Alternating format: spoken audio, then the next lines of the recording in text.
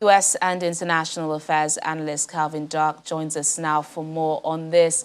Calvin, we just heard there Amnesty International saying onwards, this law is going to be used as a weapon, essentially to silence opposition, something China has repeatedly denied.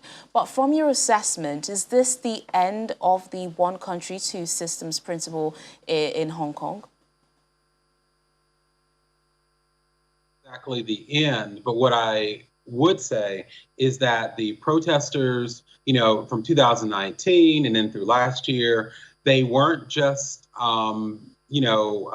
exaggerating this. They have been protesting, saying that this national security law would have the effect of silencing opposition, quashing dissent, and with this case, with this verdict, we're seeing that their suspicions weren't overblown. So I don't think it's quite the end yet, because I think they're still fighting. And I think the international community has a lot that it can do. But I think that this is a very predictable step that we all saw over the last 2 years.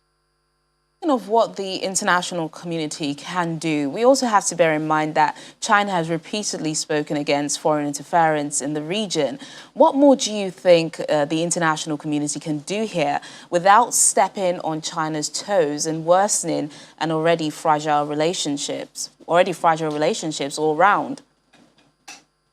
Well, it's going to be difficult. And if we think about from the international side, for example, with the United States, with the Biden administration more so than the Trump administration, they're going to include these human rights threats to freedom of speech and protest and association. They're going to include that in their dealings with China to some extent, although the economics is going to take precedence over that.